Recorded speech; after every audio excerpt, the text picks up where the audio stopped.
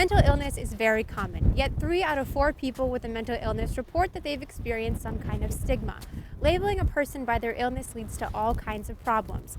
Today on Access, we finish up our conversation with Dr. Hedgepeth about the many myths and stigmas associated with mental illness, and how, as a community and as individuals, we can overcome the problem. With mental illness, there is a common tendency among families and among patients to isolate themselves from the world and hide that they are struggling. Often, this is a response to the fear of rejection and the stigma associated with psychiatric problems. This is a real problem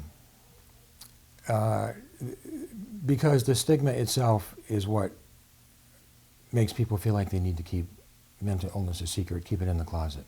I think it's best to look at emotional illness or psychiatric disorders or even mental health on a continuum. There is one extreme where people are really very well adjusted and another extreme where people suffer from serious mental illness. But the rest of us fall somewhere in the middle on that dimension. And I think if we recognize that people who suffer from serious emotional problems or problems that are not necessarily debilitating but are still diagnosable, that they're not essentially different from people who consider themselves normal. People who have mental health issues are essentially the same in terms of what they want. They want to be liked, they want to be accepted, they want to be respected, they want to be appreciated. That's no different from anybody else, because everybody has problems. And I think when people recognize that and they don't see people with mental illness as someone completely different, I think that might help remove some of the stigma. Another myth about mental illness is that having one is a sign of weakness. People sometimes see it as a character flaw or that it's caused by the patient's family.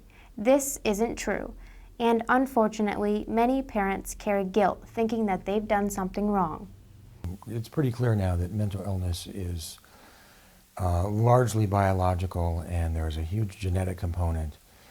There's no doubt that experiences can contribute to mental illness, for example with PTSD or something like that. But it's not a sign of personality weakness or a character flaw. And I think if people are aware of that, they're less likely to be embarrassed by it and try to hide it and not seek out treatment. There is one myth that concerns Dr. Hedgepeth the most. The other myth that concerns me probably even more is that people with mental illness are prone to violence more than people without mental illness. This has become such a prominent issue in the news recently because whenever we talk about a mass shooting, in the media, whether it's pundits in the media or politicians, talking about how background checks need to be done on people to make sure that they don't have a mental illness. There is no doubt in my mind that there are people with mental illness who hear voices telling them to hurt themselves or hurt somebody else who ought not to have firearms. That is a very small percentage of people who suffer from mental illness.